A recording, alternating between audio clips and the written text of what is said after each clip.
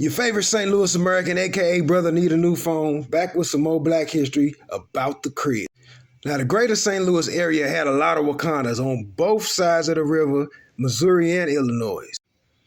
The Ville is what is known as now, is one of St. Louis's great black Wakandas. Wait till I tell you the history on this one.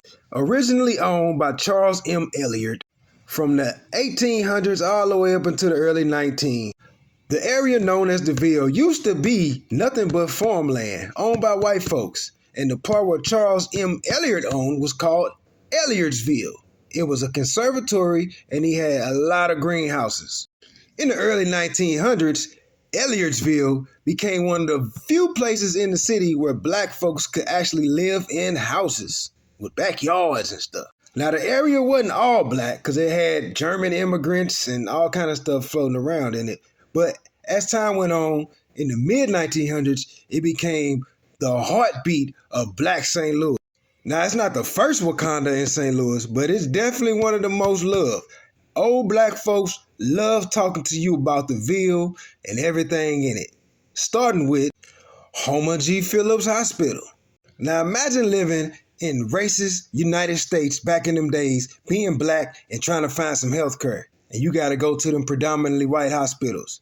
Well, you was in luck if you stayed in the Ville and you was black, because Homer G. Phillips was one of the only places a black person can go get some good Band-Aids.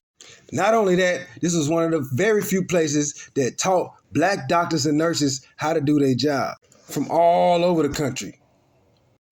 That right there is Brother Homer G. Phillips. Now, he wasn't a doctor, he was a lawyer, but the hospital named after him because he put money up, did all of that. Good brother Homer G. I'll tell you about him later. He got a nice little story too.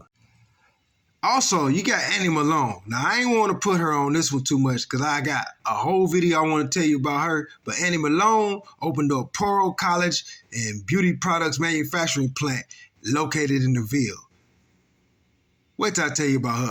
This building right here alone produced some of your most prominent black history figures. Old black folks love telling you about Sumner High School. Arthur Ashe went there, the first black man to win U.S. Open, Australian Open, and Wimbledon. Miss Ethel Hesman Lau, founder of AKA sorority at Howard University in 1908. Some call her the guiding light.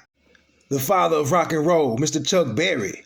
You should have seen how many people was at his funeral. Boy, it looked like the Grammys. Mr. Chuck Berry, activist, vegan, comedian, and everybody know Miss Nutbush Tina Turner.